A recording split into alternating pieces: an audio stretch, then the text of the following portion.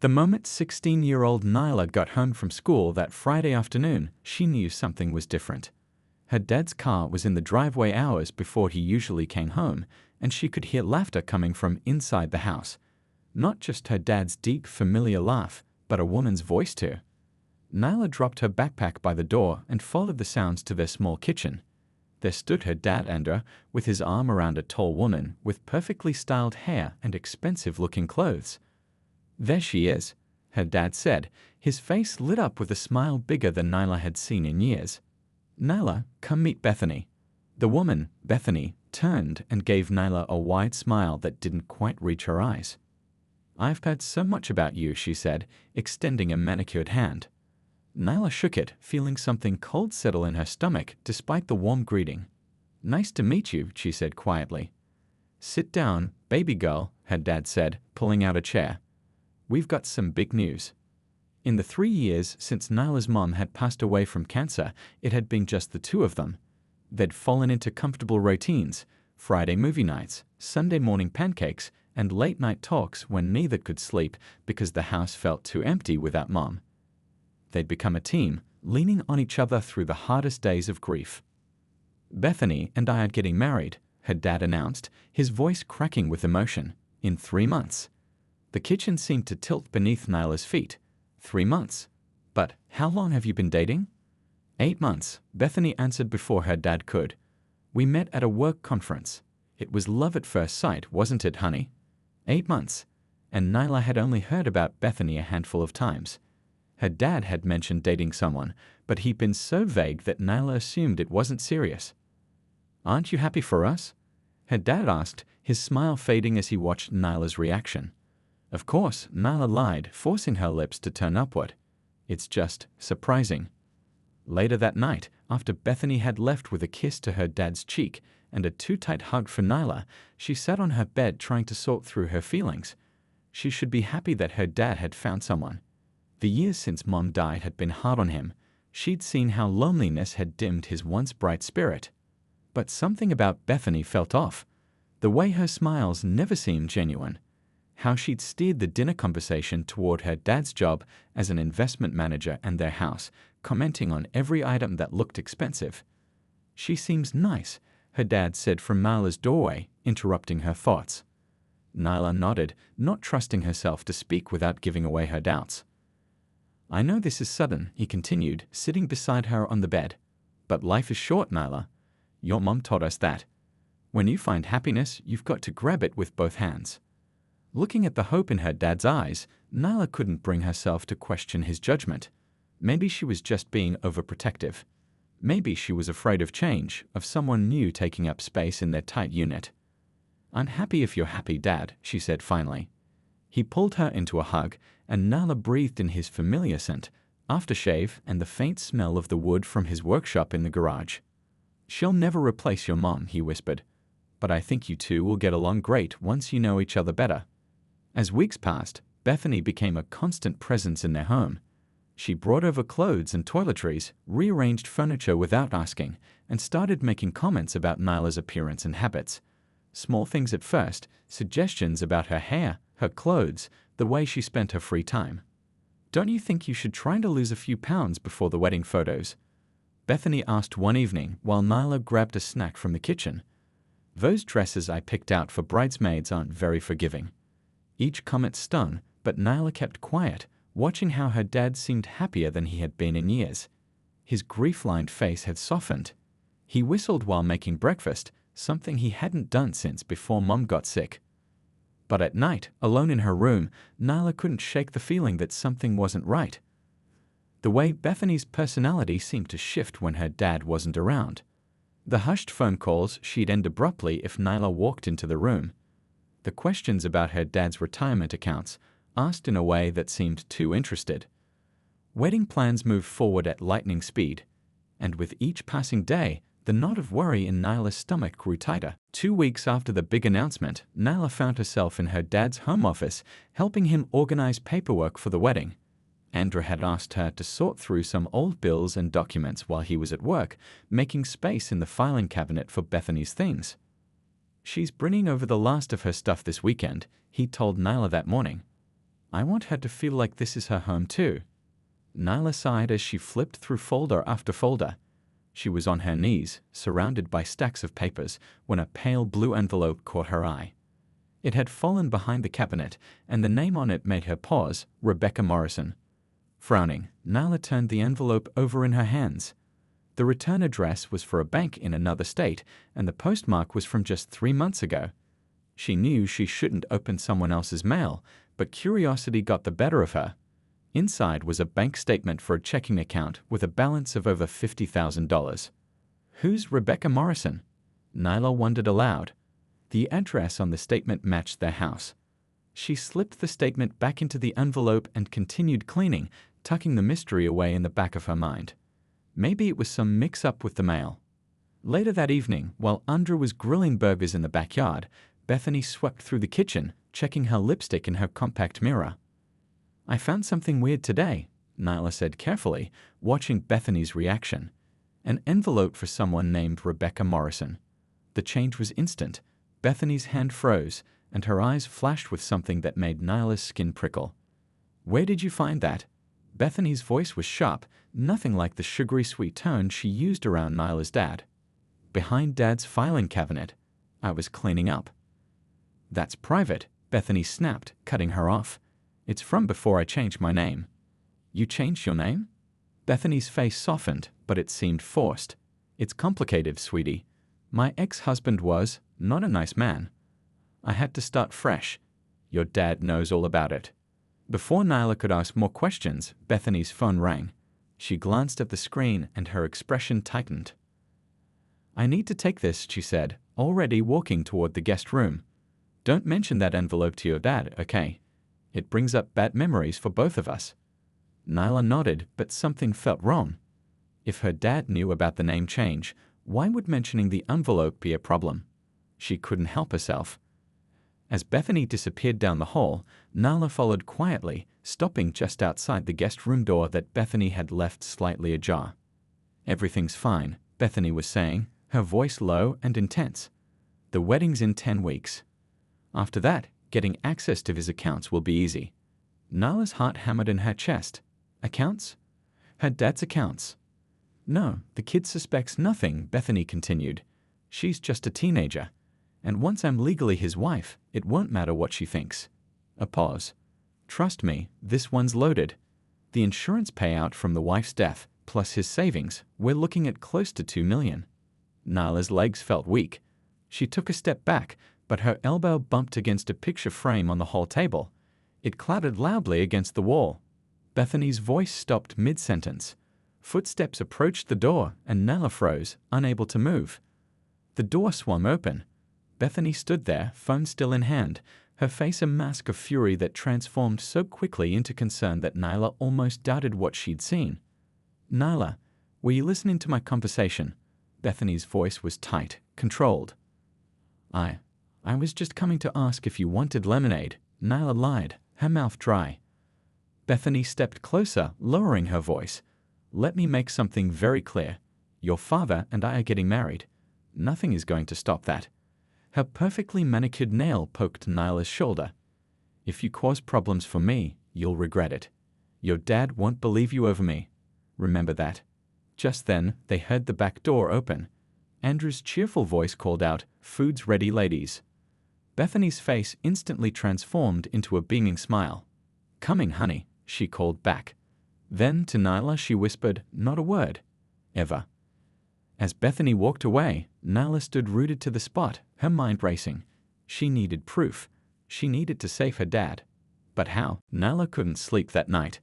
Every time she closed her eyes, she heard Bethany's words echoing in her head. Getting access to his accounts will be easy.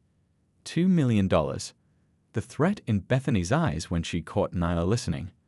By morning, Nyla knew she needed help. Someone who wouldn't think she was just being a jealous daughter trying to sabotage her dad's happiness. After breakfast, she texted her best friend, Diane, "Need your help. Emergency. Meet at the library at 11. Diane was waiting for her at their usual table in the back corner of the public library, his laptop already open. At 17, he was a year older than Nyla and known throughout their school for his computer skills. This better be good, he said as Nyla slid into the chair across from him.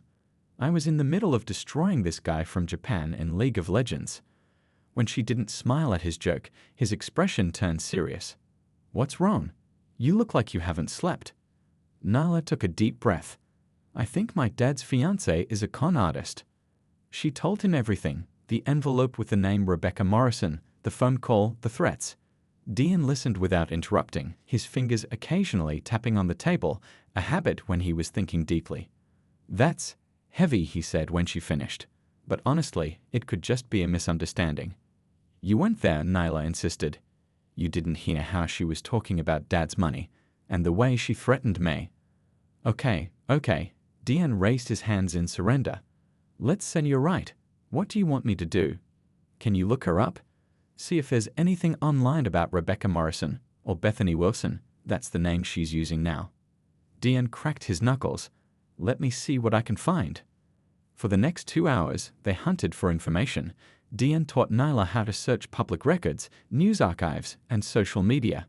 They found little about Bethany Wilson, a sparse Facebook profile created only a year ago, no LinkedIn, nothing before that. It's like she appeared out of nowhere, Nyla muttered. But Rebecca Morrison was a different story. After digging through several pages of search results, Dian pointed at his screen. Look at this. It was a small news article from a town 3 states away, dated 18 months ago. Local businessman Howard Trent claims fraud by new wife. The article mentioned that Howard Trent had married Rebecca Morrison after a whirlwind 6-month romance, only to have her disappear with nearly $300,000 from their joint accounts. Nyla's hands trembled as she read. That's her. That has to be her. We don't know that for sure, Dian cautioned. There could be lots of Rebecca Morrisons. Keep looking, Nyla urged. They found 2 more articles, one from 5 years ago about a Rebecca Morrison who had been questioned but never charged in connection with the sudden death of an elderly man she'd been dating. Another from 3 years ago about a woman named Veronica Matthews who had married a recently widowed father of one and then vanished with his savings. 3 different names, Nyla said, her voice barely above a whisper. 3 different men. All widowers with kids. All with money. And all with the same pattern, Dian added, pulling up the photos they'd found. When placed side by side, despite different hair colors and styles, the resemblance was unmistakable. Same high cheekbones. Same slightly crooked smile, same cold eyes. It's her, Nyla said, feeling sick. She's done this before. You need to tell your dad, Dian said. He won't believe me, Nyla answered, remembering how happy her dad had seemed lately. How Bethany always acted perfect around him. I need more proof. Something he can't ignore. On the walk home, Nyla's mind raced. The wedding was just 8 weeks away. Every day, Bethany was getting closer to her goal. Every day, she was winning over more of Nyla's dad's trust. When she reached her street, Nyla noticed an unfamiliar car parked outside their house. A man sat inside, watching the house. As she got closer, the man looked her way, then quickly averted his gaze.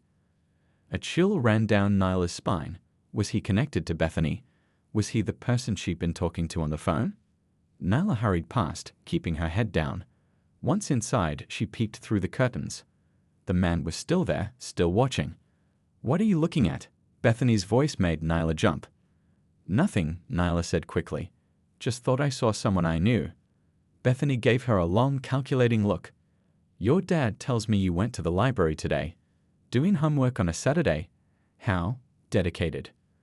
The way she said it made it clear she didn't believe that's what Nyla had been doing. But before Nyla could respond, her dad walked in, wrapping an arm around Bethany. My 2 favorite ladies, he said, oblivious to the tension between them.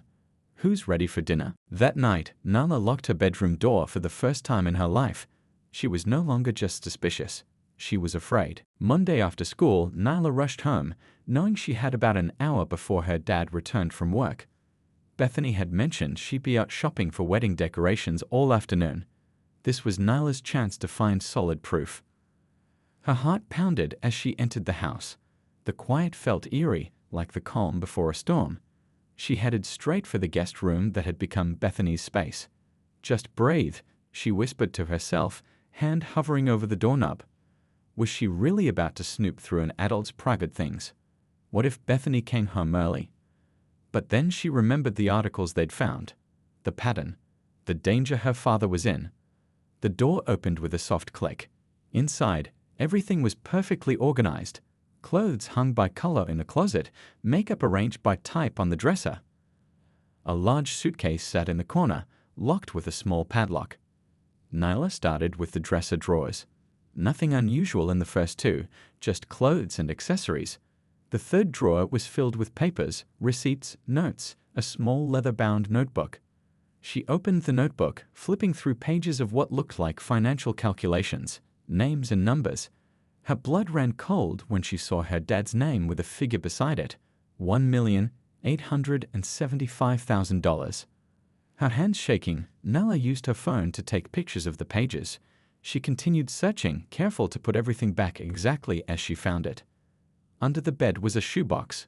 Inside were several driver's licenses with Bethany's photo, but different names: Rebecca Morrison, Veronica Matthews, Beth Wilson. She photographed these too. At the bottom of the box was a small vial with no label and a newspaper clipping about a man who had died unexpectedly of natural causes. The article mentioned his new wife, Rebecca, who was too distraught to comment. A car door slammed outside. Nyla froze.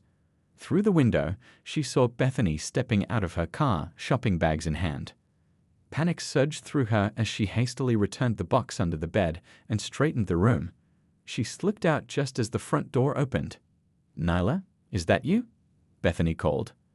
"Yeah, just getting a snack," Nyla answered, trying to keep her voice steady as she hurried toward the kitchen.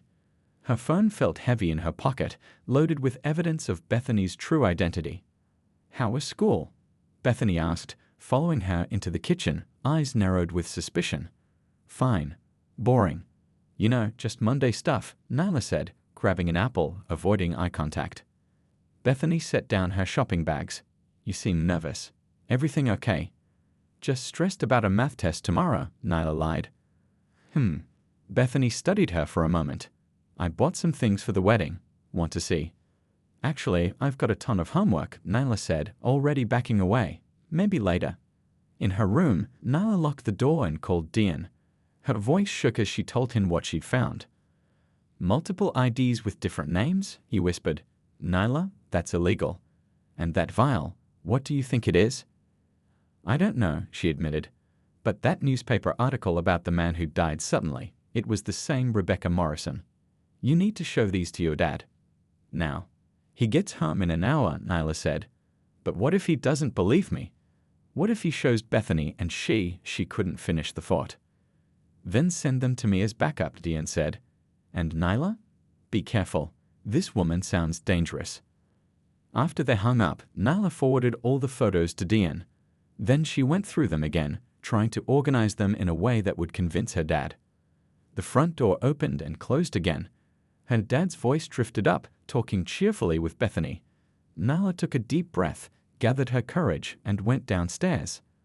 Her dad was in the living room, his arm around Bethany as they looked at flower arrangements. "Dad," Nyla said, "can I talk to you? Alone?" Andor looked up, surprised at her serious tone. "Sure, baby girl. Everything okay?" Bethany's hand tightened on his arm. "We were just making some important wedding decisions, Nyla. Can it wait?" "It's about the wedding, actually," Nyla said, not backing down. "It's important." Handor looked between them, obviously sensing the tension. "Let's go to my study, Nyla." As they walked away, Nyla felt Bethany's eyes burning into her back. In the study, Nyla's fingers trembled as she pulled out her phone. "Dad, there's something you need to see about Bethany." "What is this about?" he asked, his voice wary. "She's not who she says she is," Nyla said. "She's done this before, marrying men for their money and then disappearing. Or worse." She handed him her phone. "Look." Andor scrolled through the photos, his expression changing from confusion to disbelief. "Where did you get these?" he asked quietly. "From her room," Nyla admitted. "I know I shouldn't have snooped, but Dad, she's planning something bad. She's using you." For a long moment he said nothing, just stared at the evidence. Then he handed the phone back to Nyla. "You're right," he said, his voice hollow. "You shouldn't have snooped." Nyla stared at her father in disbelief. Dad, did you even look at the pictures? Those IDs have her face but different names. She's been married before, multiple times. She's after your money.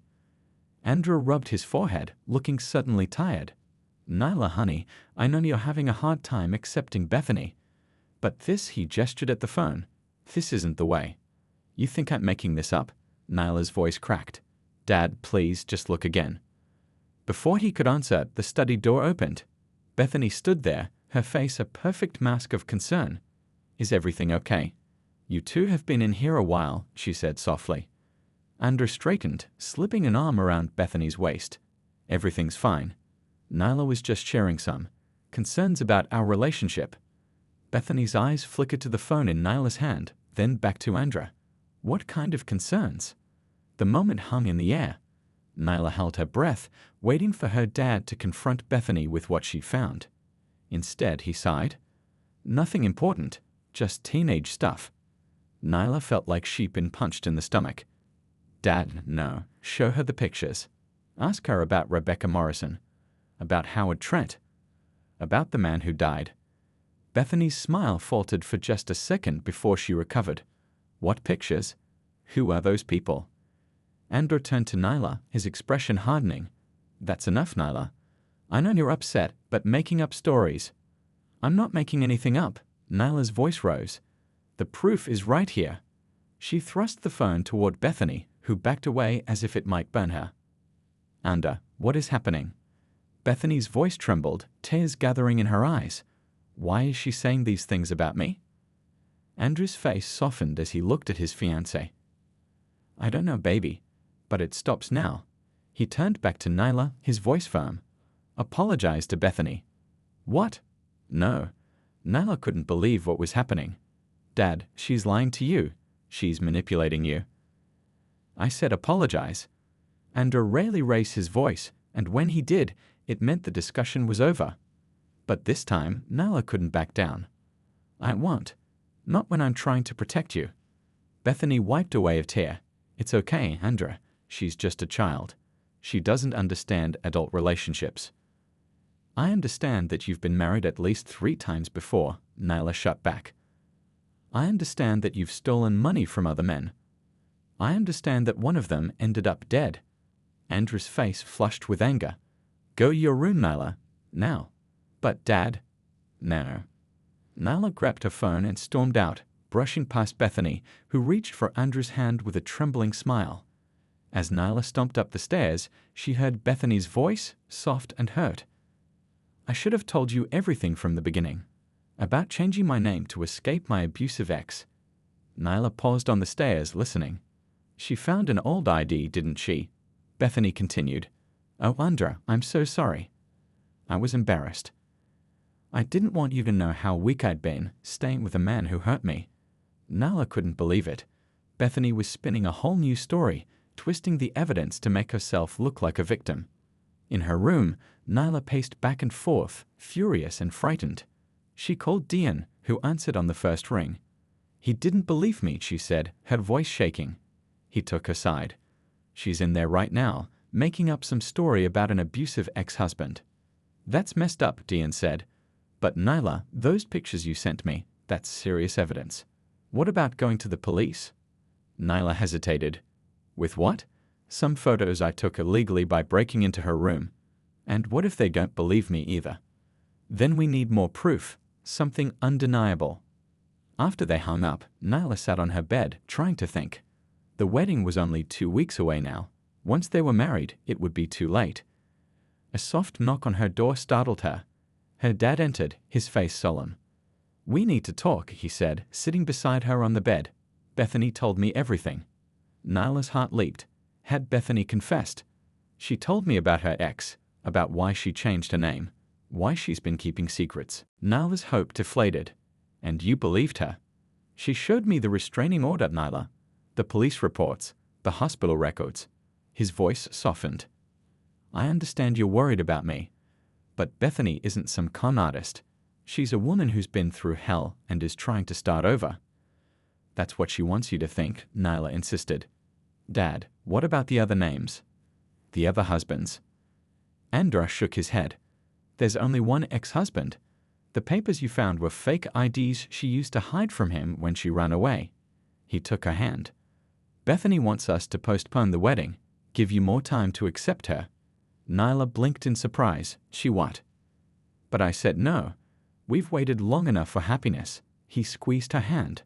The wedding stays on schedule, and I expect you to be there, supporting us. After he left, Nyla lay on her bed, staring at the ceiling. Somehow, Bethany had turned everything around, made herself the victim, made Nyla look like the problem. Her phone buzzed with a text from Dion. Any news? She typed back, worse than before. She convinced him she's running from an abusive ex, even had fake proof. 3 dots appeared as Dion typed. Then, I might have found something. A guy named Howard Trent from the article, he's still alive, and he lives just 2 hours away. The day before the wedding, Nyla sat in the passenger seat of Dion's old Honda, gnawing on her fingernails as they drove down the highway. They'd skipped school, something Nyla had never done before, to make this last desperate attempt. What if this Howard guy isn't home? She asked, staring out the window. What if he won't talk to us? What if he's not even the right Howard Trent? Then we tried our best, Dion said simply, keeping his eyes on the road. But you can't just give up, Nyla. Not when your dad's in danger. They'd found Howard Trent's address online after some digging. He owned a small hardware store in a town about 2 hours away. According to what they'd read, he'd lost nearly everything to Rebecca Morrison, Bethany's former identity, but had slowly rebuilt his life. You sure your dad won't notice you're gone? Dion asked. Nyla shook her head. He took the day off to handle last-minute wedding stuff with Bethany. They think I'm at school. The town was smaller than they expected, just a main street with shops and a few side roads with houses. They found the hardware store easily enough. Trent's Tools read the faded sign above the door. A bell jingled as they entered. The store smelled of sawdust and metal. A middle-aged man with salt and pepper hair looked up from behind the counter. Can I help you? He asked. Nyla's mouth went dry. What exactly was she supposed to say? Hi, were you scammed by a woman who's now trying to marry my dad? Dion nudged her. Go on, he whispered. Aren't you Howard Trent? Nyla finally managed. The man's friendly expression didn't change, but something flickered in his eyes. I am. What can I do for you kids? Nyla stepped closer, pulling out her phone. I need to ask you about someone. A woman named Rebecca Morrison. Howard's face hardened instantly. Get out. His voice was flat. Please, Nyla said quickly. My dad's about to marry her. But she's using a different name now, Bethany Wilson.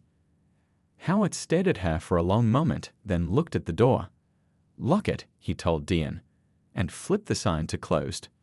In the small office behind the store, Howard looked at the photos on Nyla's phone, his hands shaking slightly. That's her, he said, voice rough with emotion. Different hair, different name, but that's Rebecca. He looked up at Nyla. Your father's marrying her tomorrow.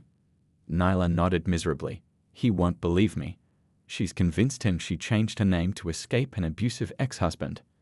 Howard made a sound that was half laugh, half snort. That's her favorite story. She told me the same thing. His eyes darkened. There was no abusive ex, just her, moving from target to target. What happened? Dion asked. Howard leaned back in his chair. My wife died of cancer. I was a mess.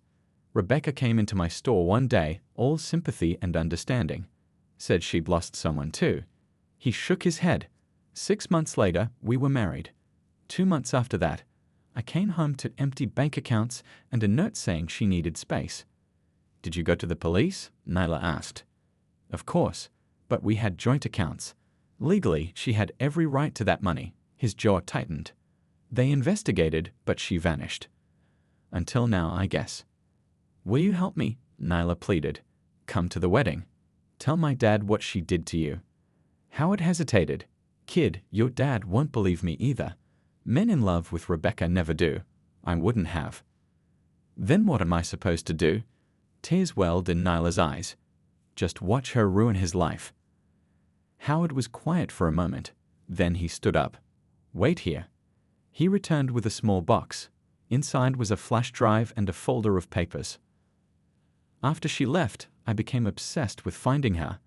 Spent money I didn't have hiring a private investigator. He tapped the flash drive. This has everything. Photos of her with other men, news articles, police reports, even a recording of her slipping up, talking to a partner about their next target. He pushed it toward Nyla. Take it. Nyla stared at the small device that might save her father. Thank you, she whispered. There's more, Howard said grimly. Rebecca doesn't work alone. She has a partner, a man who poses as her brother sometimes, a cousin other times. He pulled out a photo. This guy.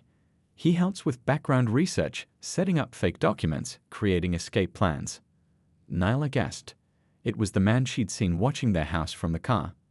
Howard nodded, seeing her recognition. Yeah, they're already planning their exit strategy. They always do. The drive home was tense, the flash drive feeling like it weighed 100 pounds in Nyla's pocket. So what's the plan? Dean asked. Your dad's not gonna watch a flash drive the morning of his wedding. No, Nyla agreed. But there's someone who will. When they'd pulled up to her house, Nyla was relieved to see her dad's car was gone. But her Aunt Renee's car was there, her mom's sister who had flown in for the wedding. Aunt Renee had always been Nyla's safe place, the person who could reach her dad when no one else could. If anyone would believe her, it would be Aunt Renee. Nyla hugged Dean goodbye. Thanks for everything. Call me after, he said. And Nyla? Be careful. If Bethany realizes what you're up to. I know, Nyla said quietly. See you at the wedding. She watched his car pull away, then squared her shoulders and headed inside to find her aunt. Tomorrow was the wedding. Her last chance to stop Bethany before it was too late. The church was filled with flowers and people dressed in their Sunday best. Sunlight streamed through stained glass windows, casting colorful patterns across the white aisle runner. To anyone else, it looked like a perfect day for a wedding. To Nyla, standing in a side room in her bridesmaid dress, it felt like a countdown to disaster. Last night had gone better than she'd hoped. Aunt Renee had listened, really listened, as Nyla showed her the evidence from Howard Trent. They'd stayed up past midnight going through everything, the photos, the articles, the financial records showing how Bethany had drained her previous husband's accounts. I always felt something was off about that woman, Aunt Renee had said, her face grim. But Andrew is so blinded by love. Together, they'd come up with a plan. Aunt Renee had tried to talk to Nyla's dad that morning, but he brushed her off, assuming she was just being overprotective of her late sister's memory. He won't listen to reason, Aunt Renee told Nyla now, adjusting her niece's hair. So we go with Plan B. Plan B was risky. They'd invited Howard Trent to the wedding. He was sitting in the back row, unrecognizable to Bethany with his new beard and baseball cap pulled low. They'd also contacted 2 other men from the flash drive, previous victims who lived within driving distance and were willing to help stop Bethany from claiming another victim. What if it doesn't work? Nyla asked, her stomach in knots. What if Dad still doesn't believe us? Aunt Renee squeezed her hand. Then I've already called my lawyer friend. He's prepared to file an emergency petition to freeze your dad's accounts if necessary. She straightened Nyla's dress. But let's hope it doesn't come to that. The music started. Nyla took her place in the procession, walking slowly down the aisle ahead of Bethany. Her dad stood at the altar, beaming with happiness. It broke her heart to know that smile would soon be shattered. From her position near the altar, Nyla could see everything, Howard Trent shifting nervously in his seat. The other 2 men, one with a still healing scar on his face from when Rebecca had attacked him after he confronted her. Dean sitting with his parents, giving her an encouraging nod, and through the church window, the mysterious partner in his car, engine running, ready for Bethany's quick escape. Bethany floated down the aisle in white, the picture of innocence. As she reached the altar and took Andrew's hands, Nyla felt sick. The minister began the ceremony. Dearly beloved, we are gathered here today. Nyla's heart pounded so loudly she was sure everyone could hear it. The minister's words blurred until she heard. If anyone can show just cause why this couple cannot lawfully be joined together in matrimony, let them speak now or forever hold their peace. This was it. This was their moment. Nyla stepped forward, her voice stronger than she expected. I have a reason. A collective gasp rippled through the church. Her dad stared at her in shock and anger. Nyla, what are you doing? He hissed. I'm saving you, Dad. She turned to face the guests. The woman you know as Bethany Wilson is not who she claims to be. Bethany's face contorted with rage for a split second before she composed herself, tears filling her eyes. "Anda, please make her stop this," she pleaded. But Nyla continued, her voice carrying through the stunned silence. "Her real name is Rebecca Morrison. She's been married at least 3 times before. Each time she's stolen money from her husbands and disappeared." "That's enough," her dad snapped. "No, it's not," came a deep voice from the back. Howard Trent stood up, removing his hat. "I'm Howard Trent, her second husband. She cleaned out my accounts and left me bankrupt." Another man stood. "I'm Paul Jenkins. She was Veronica Matthews when she married me. She stole my deceased wife's jewelry and my savings." A third man rose. "David Cooper. She tried to poison me when I confronted her about the money she was transferring out of our accounts." Bethany's face had gone pale. "These men are lying. I've never seen them before. Andra, they're trying to ruin our special day." Andra looked from Bethany to the men, confusion etched on his face. "What is happening?" "Show him," Nyla said to Aunt Renee, who pulled out a tablet. On the screen was a video, Bethany speaking to her partner, recorded by Howard's private investigator. "Once we're married, I'll start moving the money. Small amounts first, then larger ones. By the time he notices, we'll be gone, just like with Howard and the others." The date stamped showed it was from just 3 days ago. The church erupted in murmurs. Andrew stared at the screen, then at Bethany, the truth finally breaking through. "Is this real?" he asked, his voice hollow. "Tell me this isn't real." Bethany's sweet facade crumbled completely. "You stupid man," she spat. "You and your pathetic daughter. You couldn't just be happy, could you?" She turned to run, but 2 police officers that Aunt Renee had quietly called stepped into the church. "Rebecca Morrison," one officer said, "we'd like to ask you some questions regarding multiple counts of fraud and the suspicious death of Robert Winters." Bethany looked wildly around like a cornered animal. Her eyes locked with Nyla's for a moment, filled with pure hatred. Then she lunged toward the side door. She never made it. Aunt Renee stuck out her foot and Bethany crashed to the floor. The officers were on her in seconds, handcuffs clicking closed around her wrists. Outside, police stopped her partner as he tried to drive away, finding fake IDs and documents in the car. As Bethany was led away, cursing and threatening, Andrew sank into a pew, his face in his hands. Nyla sat beside him, placing a gentle hand on his shoulder. "I'm so sorry, Dad," she whispered. He looked up, his eyes red but clear for the first time in months. "No, baby girl, I'm the one who's sorry. You tried to tell me, and I wouldn't listen." He pulled her into a tight hug. "You saved me today." 3 months later, they sat together in a courtroom, watching as Bethany, or Rebecca, as the court called her, was sentenced to 15 years for fraud, identity theft, and attempted murder. Her partner received 8 years as an accomplice. Walking out of the courthouse, Andrew put his arm around Nyla's shoulders.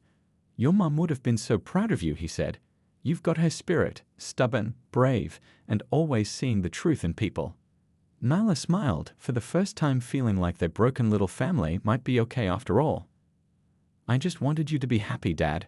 Really happy, not fake happy with someone like her." "I know that now," he said, squeezing her shoulder. "And I promise, next time I start dating, you get veto power."